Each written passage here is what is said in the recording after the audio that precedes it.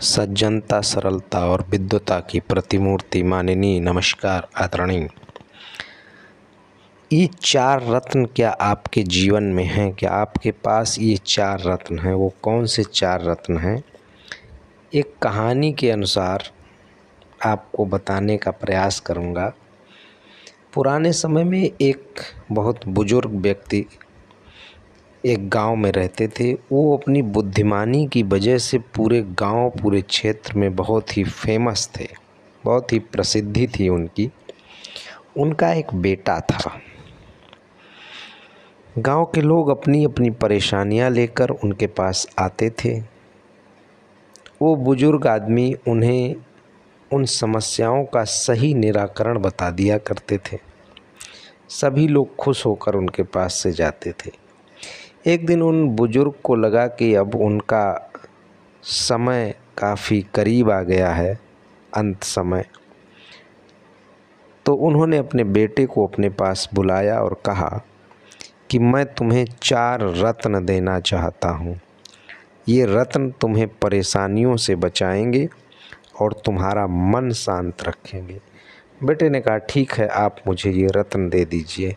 बेटा तो उम्मीद लगाया था कि उनके पास कोई रत्न होगा जो वो उनको हाथ में देंगे, जिसको वो ले के बाज़ार में बेच सकेगा। लेकिन उन बुजुर्ग इंसान ने कहा कि बेटा, पहला रत्न है माफ़ी, क्षमा करना। घर, परिवार या समाज में कोई कुछ भी कहे, तुम कभी भी किसी की बुरी बातों पर ध्यान नहीं दोगे और कभी भी किसी से बदला लेने की भावना नहीं रखोगे। गलतियों के लिए लोगों को माफ़ करना होगा और ये परिवार में ज़रूर ध्यान रखना होगा।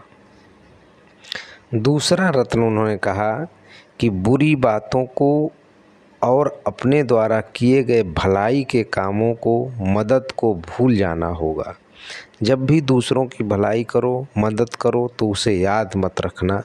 इसी तरह बुरी बातें जो दुख देती हैं उन्हें भी भूल जाना।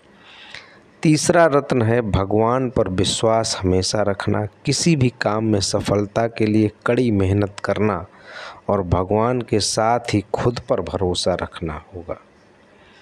और चौथा और आखिरी रत्न है वैराग्य की भावना। ध्यान रखना कि जिसने जन्म लिया है उसकी मृत्यु निश्चित होगी। कोई भी व्यक्ति अमर नहीं है। कोई भी व्यक्ति मृत्यु के बाद अपने साथ कुछ लेकर भी नहीं जा सकता है। इसीलिए किसी भी वस्तु या सुख सुविधा के प्रति मोह ना रखना, हमेशा वैराग्य की भावना रखना। ये चार रत्न हैं जो मैं आपको दे रहा हूँ। क्या ये चार रत्न आपके पास हैं? ये जीवन अनमोल है, महत्वपूर्ण बात है। जीवन सिर्फ एक